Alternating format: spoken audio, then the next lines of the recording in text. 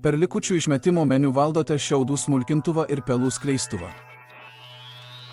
Visų pirma, pagrindinėme ekrane spustelėkite piktogramą su kombainu esančią viršutinėme dešiniajame kampe.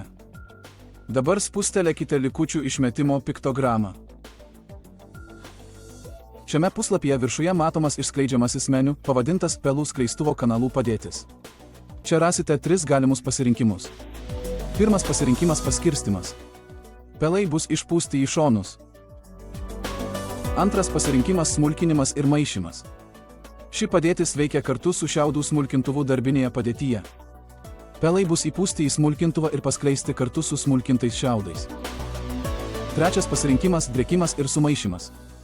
Šiaudai driekiami į pradalges, o pelai įmaišomi į juos. Žemiau išskleidžiamojo meniu rasite informaciją apie smulkintuvo apsukas, o šone – mygtuką, leidžiantį perjungti iš smulkinimo į drėkimą ir atvirkščiai, bet tik jei turite papildomai įrengtą perjungimo iš kabinos funkciją.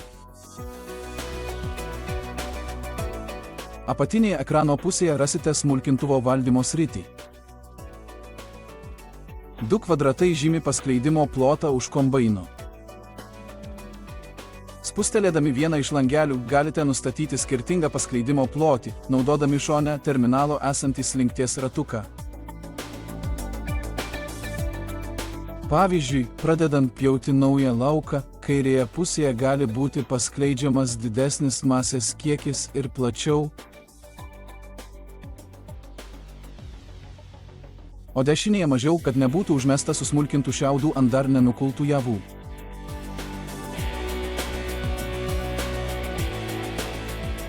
Kai pakeisite paskleidimo kryptį, naudodami juodas rodykles galite išlaikyti skirtingų zonų proporciją ir perkelti konfigūraciją į kitą pusę. Kuo daugiau spausite viena kryptimi, tuo labiau sistema perkels jūsų paskleidžiamos masės kryptį.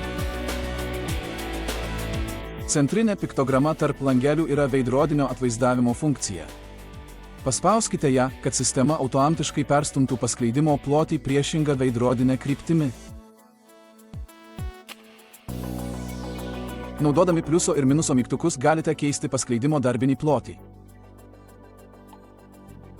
Abi raudonos linijos kvadratų viduje judės tą pačią proporciją, didinant arba mažinant paskleidimo plotį. Atminkite, pločio reguliavimą taip pat galima atlikti naudojant specialius mygtukus porankyje. Jei jūsų Ideal kombainas yra su atsteve spreader, ekrano apačioje rasite smulkintuvo greičio valdymą, skirtą reguliuoti diskų sukimosi greitį. Paspauskite ant langelio ir pakeiskite reikšmę, įvesdami norimą skaičių. Norint pereiti į drėkimo padėtį, sustabdykite pjaunamąją ir kūlimo sistemą.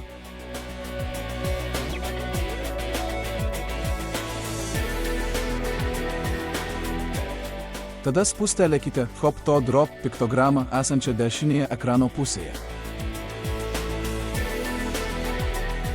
Tada atidarius išskleidžiamoje meniu jusotoje parinkite Drop and Miss padėtį.